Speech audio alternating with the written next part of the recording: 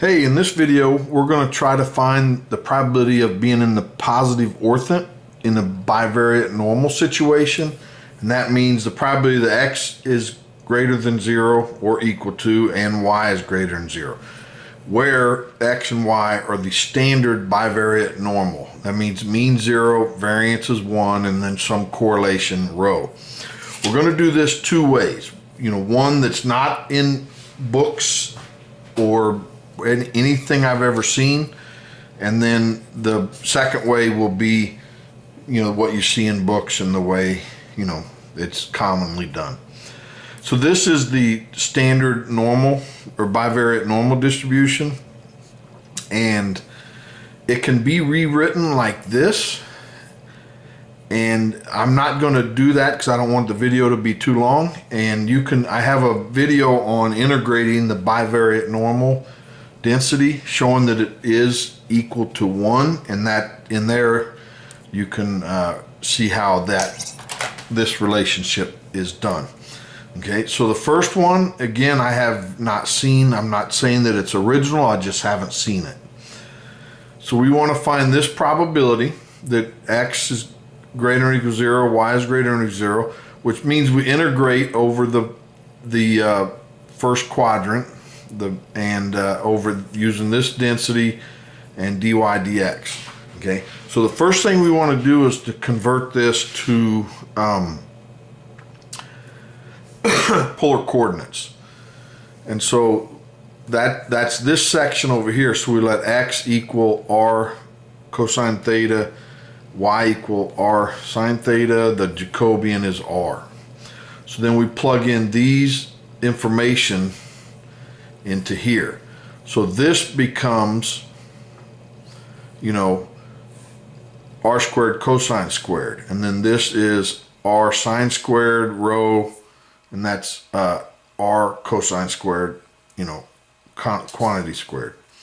And then same comes down, and that is the Jacobian right here, this r, and that is dr d theta. I have dy d theta there, but okay. So now we start simplifying. So, and the reason I do this, because it really helps with the second approach. So now we combine the e's, we can add those together, and then factor out an r squared. So we can factor it out an r, but then it's squared, so it comes out, and then we can factor it out. So this piece is here, so that's the minus cosine squared with the r squared factored out, and then this is this minus that junk. So equal dr d theta, and then now we do a substitution. Let u equal this whole piece up here, and then du, and then we take the derivative of this, you get 2 times r times this junk dr. Okay, so this, we can use this r with dr, so that's this piece and that piece, and then here a 2 cancels with this, but then we have to take that to the other side, and we get this piece. So we plugged in our u, and then we had to divide this to the other side,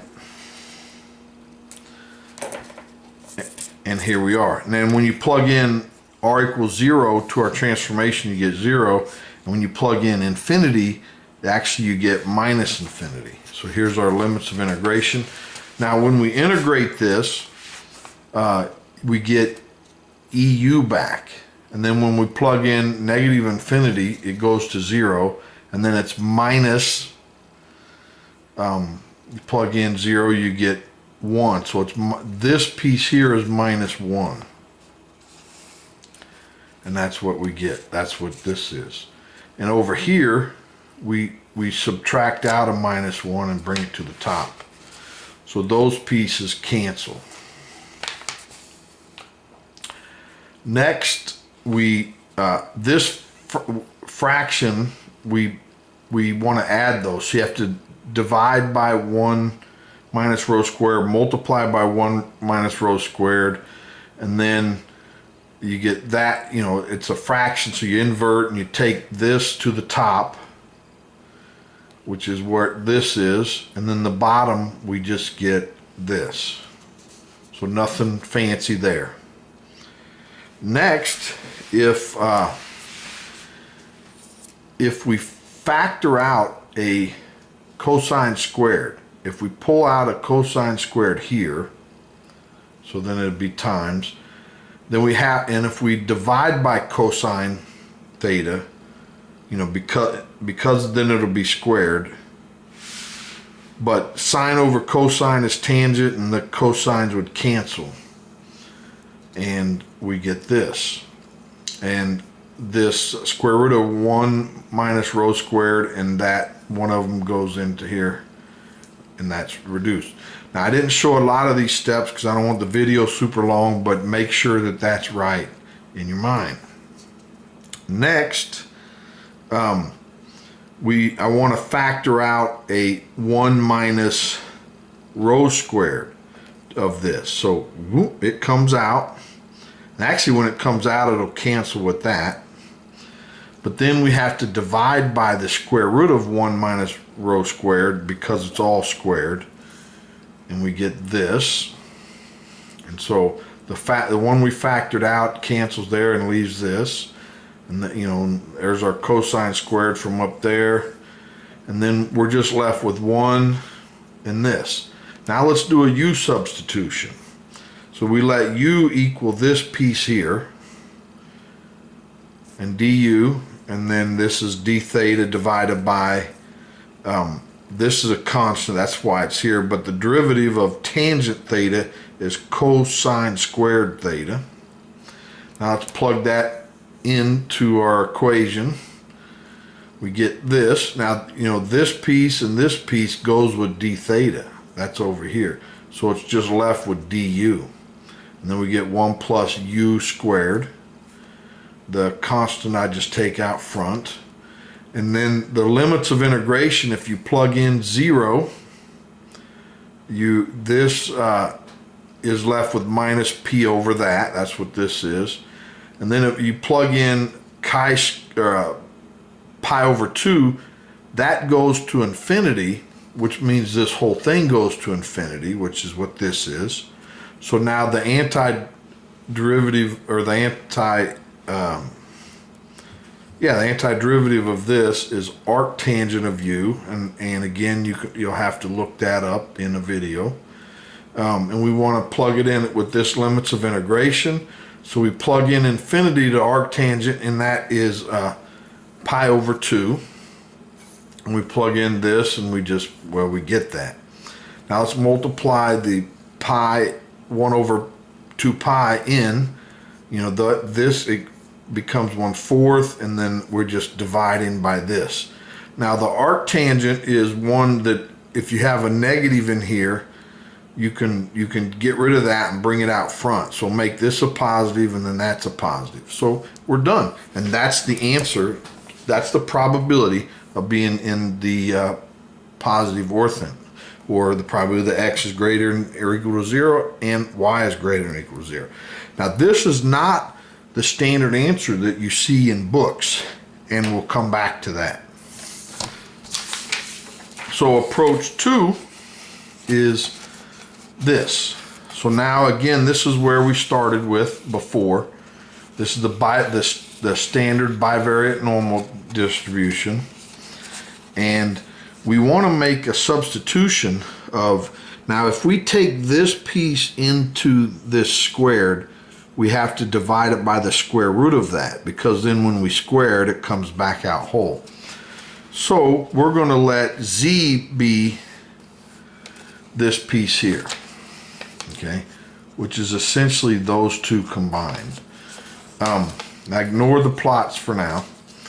So then we solve for y and we get this, and then we take the derivative of both sides, dy, and then that's a constant, and then that is constant, and we just get dz. So then divide that to the other side, we get dz is equal to dy over the square root of 1 minus rho squared.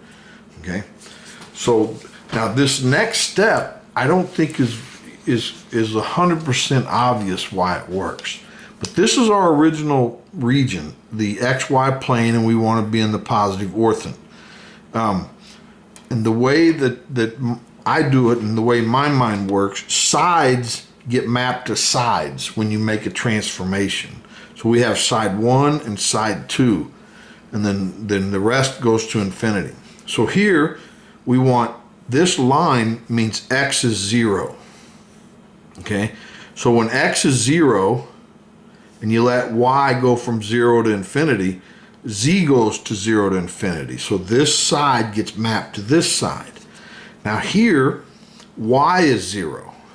Okay, so here, so x is mapped to x because it doesn't change. Okay, but then what happens to z when we go out this way? Well, it's a line. It's a slope of minus pi over square root of 1 minus pi squared. So this line gets mapped to this line. And so this is the equation. This is the line. So the slope of this is minus p over the square root of 1 minus p. Now a little subtlety, which I'm not going to 100% address in this video, but it's pretty obvious how it works. Now if rho is positive, this is the line. But if rho is negative in our bivariate normal, this line actually becomes this. It's a slope, a positive slope, and then we're dealing with this region. Okay. But we're going to leave it here because it works out. It actually doesn't matter which way you do it, and I'll show you in a minute. So making this substitution in here, we get this. Okay, so that becomes z squared. This doesn't change, and then our limits of integration become this. So when if we're looking at y, when y is 0, we get this, and that's why that's the bottom. And then when it goes to infinity, z goes to infinity, which is this, and x we didn't change. And so when we look at this first integral, x is constant. Okay, so now here this is also often called a circular normal probability density, because it's a perfect circle. Okay, so now let's do a transfer to polar coordinates. So let x equal this and z equal this. The Jacobian was r. This is similar to before. But now the limits of integration, we have to figure that out. Okay, so here's our region, and then we're mapping it to polar coordinates. So r, the length of the ray, goes from 0 to infinity. So that's pretty easy. But the angle goes from whatever this is, and that is plus pi over 2. So so we have to figure out that. So that's what I'm doing here. So we know the slope of this line is minus rho over this. So it's rise over run, but negative. So the sine of this angle, the sine of theta, is rho over 1, which is this. So then you take the arc sine of both. So this angle is arc sine of rho. Okay. So now when we integrate, we're going from negative arc sine of rho to pi over 2. And so that's what this is. So r, again, goes from 0 to infinity, and theta goes from minus arc sine of rho to pi over 2. And that's how we get the integration. So now we do and this piece here, if we factor out an r squared, then it's r squared times cosine squared plus sine squared, which is 1. So we're just left with r squared. So now we let this whole piece be u, and that means du is minus r dr. And so the limits of integration, when it's 0, when we plug in 0 here, we get 0. When we plug in infinity, we get minus infinity. So our new limits become 0 to minus infinity, and then minus arc sine of rho to pi over 2. And we did this piece before, from 0 to negative infinity, and that becomes, well, oh, I do it here. Okay, so you enter, that just is e to the u, that's a constant, and then we're going to get minus 1 there. And so the minus 1 and minus 1's cancel, and we're just left with 1 over pi, 2 over pi, 1 over 2 pi. I'll get it eventually. So that's this. Now we integrate with respect to theta, which is, it's constant, so it's, and pull it out, and it's just this. Plug in these limits, and we get the pi over 2's out front, and then we get pi over 2 plus, you know, then this is a minus, this minus, which becomes plus, and then you multiply the 1 over 2 pi in, you get 1/4 plus this, and we're finished. And this is the answer that you'll see in books and that you will see everywhere. Okay, so then if we got this before, how is that equal to this? Okay, well, let's evaluate that. So here the 1/4 is clearly the same, and the dividing by 2 pi is the same. So really we just need to assess this top part. Are those the same? Okay, so if we look at this, if we draw a triangle, here's theta, and hypotenuse is 1, rho, and then that means this is the square root of 1 minus rho squared.